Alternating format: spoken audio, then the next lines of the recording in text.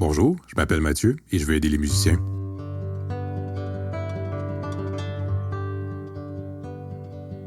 Bonjour à toutes et à tous, j'espère que vous allez bien. Mon nom est Mathieu Boucher, je suis très heureux de vous retrouver pour ce nouvel épisode du Musicien stratégique.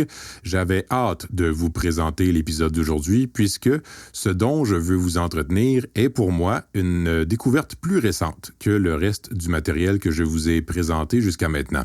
Je dirais que c'est un champ d'intérêt qui me fascine de plus en plus, à la fois comme chercheur, mais aussi comme musicien, de par le pouvoir qu'il peut avoir sur l'exécution de nos prestations.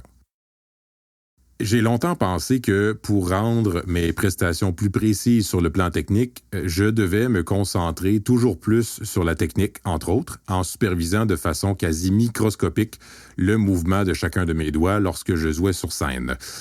Ça n'a jamais trop donné le résultat escompté et mon réflexe était donc, un peu stupidement, de me dire que je ne le faisais pas avec assez d'attention. Donc, je m'entraînais donc à me concentrer encore plus sur la technique, alors que, sans le savoir, ce que je faisais était l'équivalent de dire « vite, il y a le feu, va chercher de l'huile ». À travers le concept dont je vais vous parler aujourd'hui, qu'on appelle les repères de prestation, j'ai découvert l'extraordinaire pouvoir de l'attention sur l'exécution de mouvements physiques. Le simple fait de se concentrer sur certains éléments au lieu de d'autres pendant qu'on exécute des mouvements, que ce soit en sport ou en musique, va avoir un effet sur le résultat de ces mouvements. On plonge donc dans le sujet des repères de prestation.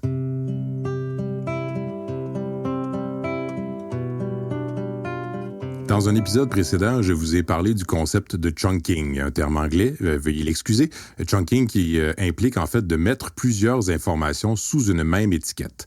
Par exemple, les notes Do, Mi, Sol, Si bémol vous évoquent peut-être l'accord de Do7 et même qu'on est probablement en Fa majeur.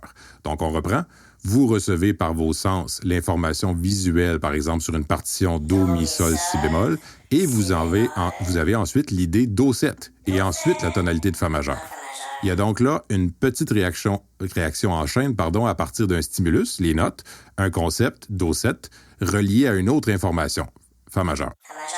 Peut-être que vous pensez ensuite au local dans lequel vous aviez vos cours de théorie pendant que vous appreniez ces concepts-là, ou encore que ça vous fait penser au doigté de la gamme de Fa majeur ou à une pièce en Fa majeur que vous deviez jouer en concert, mais que vous aviez raté pas mal puisque ce jour-là, vous aviez essayé pour la première fois des nouveaux souliers de concert et vous aviez découvert avec effroi que votre gros orteil et votre petit orteil peuvent finalement se toucher, contrairement à la croyance populaire.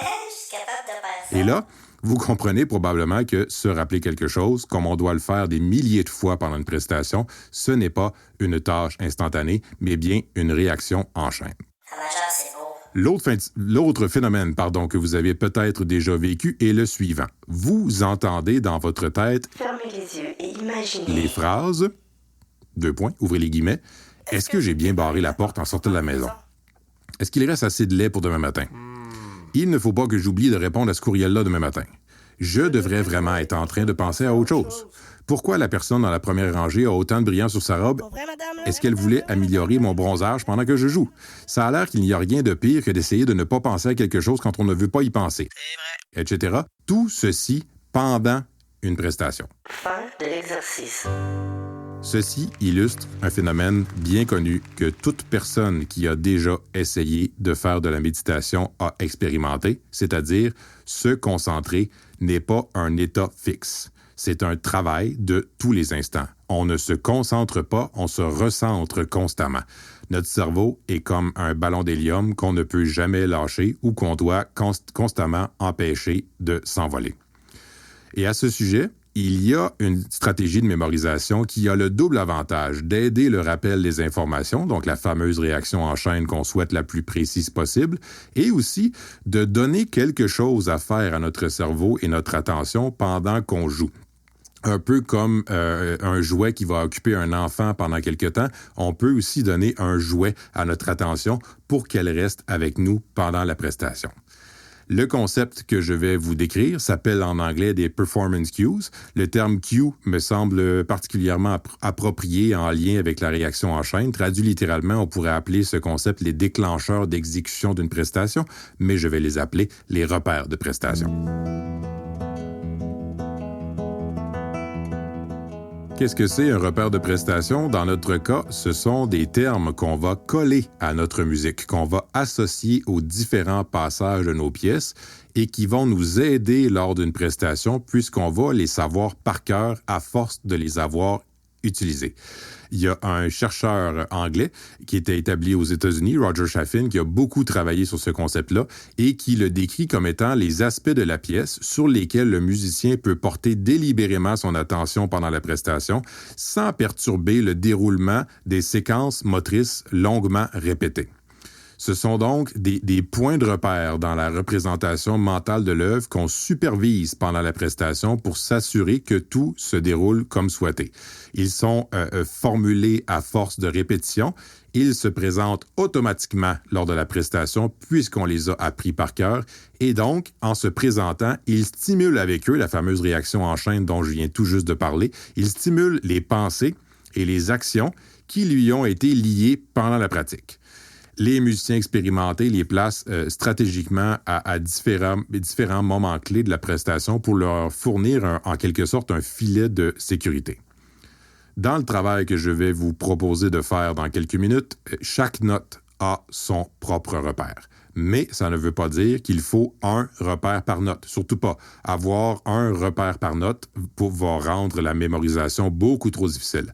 Par contre, il est tout à fait normal d'avoir plusieurs repères de prestation pendant qu'on joue. En fait, plusieurs choses à penser lorsqu'on commence l'apprentissage d'une pièce. Ce qui va nous aider, c'est de graduellement pouvoir identifier quels sont les repères, quels sont les éléments sur lesquels on porte notre attention, donc les plus importants qui vont nous aider à bien jouer la pièce. Parfois, même, un repère va finalement s'avérer non négociable pour réussir un passage, c'est-à-dire que le repère va devenir l'élément clé pour réussir le passage en question. Comme je viens de le mentionner, donc à force d'expérimenter différents repères et en fait à force d'expérimenter différents éléments de votre jeu sur lesquels vous allez porter votre attention, vous allez donc non seulement cerner certains repères plus importants que les autres, mais vous allez aussi trouver des repères qui s'appliquent à plusieurs notes. Donc, on vise donc d'avoir le parapluie le plus large possible au-dessus des passages qu'on travaille. Et il est fort possible que ce parapluie change à mesure qu'on apprend les pièces. Je vais donc arrêter de tourner autour du pot et vous présenter des exemples des différents types de repères de prestations possibles.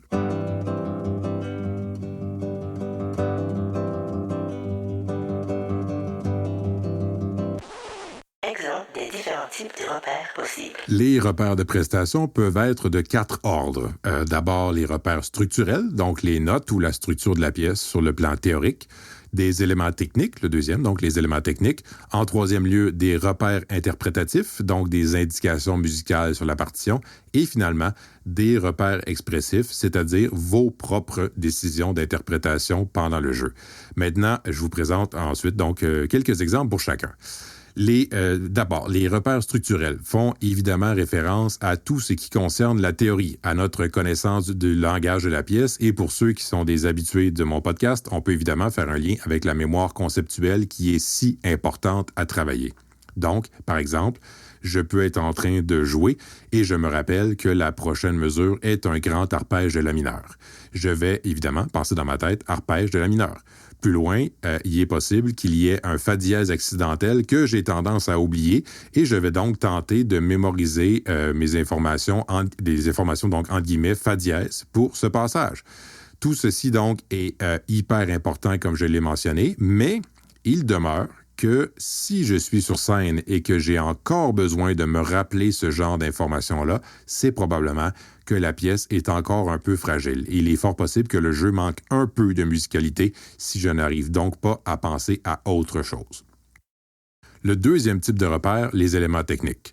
Je peux donc penser à un passage qui s'en vient et me rappeler que je dois vraiment faire attention à la position de mon coude pour le réussir. Je peux avoir eu besoin d'apprendre un doigté ou un coup d'archet par cœur pour pouvoir le réussir. Je peux me rappeler que mon professeur me disait tout le temps de garder mon dos droit pendant que je joue un passage difficile. Donc, bien que ce soit des informations factuelles, donc des informations qu'on pourrait associer à la mémoire conceptuelle, il demeure que l'information fait référence au mouvement physique sur l'instrument. Et tout comme le premier type de repère présenté, penser à ceci pendant qu'on joue veut dire qu'on n'a probablement passé le stade de l'assimilation de la partition, ce qui est une amélioration, ce qui est bien, mais il est encore une fois possible que le jeu manque un peu de musicalité si on doit encore se concentrer uniquement sur l'exécution physique de nos mouvements pour faire la pièce. Le troisième type de repère maintenant, les repères interprétatifs, réfèrent aux informations musicales et d'expression qui sont dans l'écriture de la pièce. Donc, par exemple, les nuances que le compositeur a écrites, les changements de tempo, des changements de tonalité qui vont avoir une implication dans la musicalité. Lorsqu'on en est au point de penser à ce type de repère, c'est qu'on a donc assez travaillé l'apprentissage des notes et probablement que l'exécution technique de la pièce se déroule bien. En termes très simples, l'apprentissage de la pièce est complété et on peut maintenant se tourner davantage vers la musicalité et l'interprétation, ou du moins se tourner vers ces sujets-là avec plus de liberté qu'on ne pouvait le faire avant lorsqu'on était un peu pris avec les considérations théoriques et techniques. Le dernier type de repère est appelé les repères expressifs. Dans ce cas-ci, très souvent, la musicienne, par exemple, aura commencé à indiquer des décisions musicales de son cru dans la partition. Nos professeurs, lorsqu'ils annotent nos partitions, vont très souvent ajouter ce type de repère lorsqu'il sera écrit, par exemple, plus léger, comme un brouillard, dansant, comme un lever de soleil, et ainsi de suite. Donc, vous aurez peut-être compris qu'il s'agit du type de repère idéal, puisque dans cette situation-là, la musicienne en question est alors assez libérée pour être complètement impliquée dans la musique en ne se préoccupant plus trop des notes, des doigtés, de la position des épaules, etc. Dans un épisode précédent, je vous avais d'ailleurs parlé de recherches récentes qui en sont venues à la conclusion que le fait pour un musicien de penser aux résultats sonores de son jeu, donc la sonorité, la musicalité, sera non seulement idéal, évidemment sur le plan musical, mais aussi sur le plan technique. Et c'est là où moi j'arrive avec ma fascination dont je vous parlais tantôt, parvenir à se concentrer majoritairement sur des repères expressifs, sur des questions expressives, pourrait donc nous aider à avoir des prestations plus musicales, mais aussi plus précises sur le plan technique. Les 4 types de repères que je vous ai présentés représentent en quelque sorte une hiérarchie. Une hiérarchie qu'on doit gravir au fur et à mesure qu'on apprend la pièce. Il est absolument impossible pour un musicien de jouer une pièce difficile divinement bien, les yeux fermés, après 2 lectures. Il est donc tout à fait normal, au début de l'apprentissage d'une pièce, de penser uniquement au texte musical et aux considérations techniques. Mais après quelques jours, peut-être, mais surtout après probablement quelques semaines ou peut-être même quelques mois, on va enfin parvenir à se concentrer majoritairement sur la musicalité. Par contre, malgré le fait qu'on soit très à l'aise de jouer la pièce, malgré le fait qu'on puisse majoritairement se concentrer sur la musicalité, il sera toujours normal pour certains passages de devoir revenir à des considérations plus terre-à-terre comme les notes ou la technique. Donc, même si on progresse dans nos repères de prestation, il peut demeurer que pour un passage, je donnais l'exemple tantôt du fa dièse que j'ai tendance à oublier, que je n'ai pas le choix de continuer à penser au fa dièse pour ce passage-là, puisque je ne veux pas que ma mémorisation déraille. C'est donc un repère hyper important pour moi et je vais le conserver, même si on devrait idéalement se concentrer davantage sur la musique. Donc, même si en jouant ma pièce, je pense pendant quelques mesures que ce passage doit sonner sombre et ensuite un peu plus brumeux et finalement amener un contraste pour un passage très léger, donc des considérations musicales, il est fort possible que le passage suivant soit marqué par mon repère structurel comme de ne pas oublier mon fa dièse accidentel qui peut être dangereux. Si on entrait dans le cerveau d'un musicien qui utilise très bien les repères de prestation. Et là, je vous avertis, je vais me ridiculiser pour votre propre bénéfice. On pourrait entendre quelque chose comme la mineur, fa dièse, crescendo, jusqu'à mon épaule détendue. Mon épaule détendue qui coule dans le brouillard d'un matin triste à Londres, etc. Donc, c'était peut-être perturbant pour vous. Je n'arrive pas à croire que je viens d'enregistrer ça, mais je vais quand même mettre ça sur Spotify et iTunes et compagnie. Ça n'a pas à faire de sens. Ça n'a pas à faire l'objet d'une publication. Le public n'a absolument aucun besoin de savoir que ceci se passe dans la tête du musicien. Ce qui compte, c'est que ces repères aident le musicien à retrouver les bonnes informations emmagasinées pendant son processus de mémorisation et aussi que ces repères aident le musicien à demeurer concentré durant la prestation.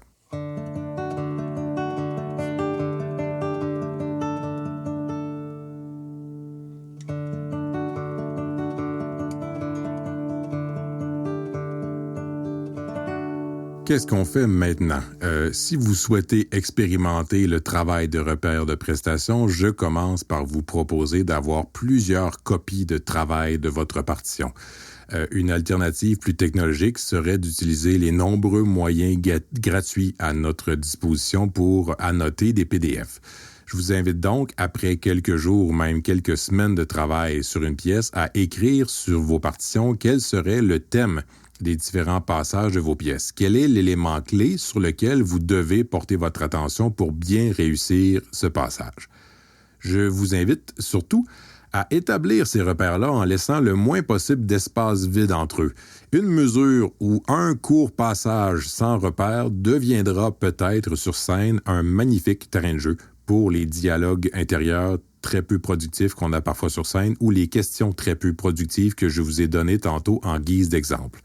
Non seulement, comme je le mentionnais en introduction, non seulement vos repères de prestation vont vous aider à mémoriser la pièce et à bien rendre la pièce ensuite lorsque vient le temps de l'exécuter, mais aussi, par expérience, ils peuvent s'avérer très, très aidants pour garder votre cerveau occupé et concentré pendant la prestation. Je pense que ces repères-là peuvent donc limiter l'effet ballon d'hélium qu'a souvent notre cerveau lorsqu'on ne lui offre pas quelque chose sur lequel se rattacher. Voilà pourquoi je vous suggère donc d'éviter les espaces vides entre deux repères de prestation. Ces repères-là vont être peaufinés, repensés, effacés, remis, expérimentés, réeffacés et ainsi de suite. Et au fil du temps, ils seront fixés. Peu importe à quel moment vous en êtes dans ce processus, je vous suggère, comme je l'ai déjà fait lorsqu'il était question de la mémoire conceptuelle, de solfier vos repères de prestation, de les apprendre par cœur et de solfier. Donc, vous pouvez chanter votre pièce en chantant vos repères de prestation par la même occasion. Ceci va renforcer encore plus le lien entre le repère et ce que vous jouez. Et la beauté dans tout ça, c'est que comme un repère en tant que tel est une information conceptuelle, on peut très facilement la changer, même si vous avez répété de nombreuses fois avec un ancien repère. Finalement, je vous proposais donc d'avoir plusieurs copies de travail de vos pièces pour pouvoir changer vos repères à votre guise sans que votre partition ne se transforme en torchon. En terminant, donc, je crois beaucoup en ce type de travail, surtout parce que ça représente une belle occasion de peaufiner notre rapport à la pièce dans des moments où parfois on peut être fatigué de la répéter physiquement. Ce concept de repère de prestation démontre bien que le seul fait, donc, de porter notre attention sur des éléments particuliers peut influencer la façon dont on rend la prestation et finalement, la façon dont le cerveau va retrouver et réutiliser efficacement les milliers d'informations emmagasinées pendant le processus d'apprentissage.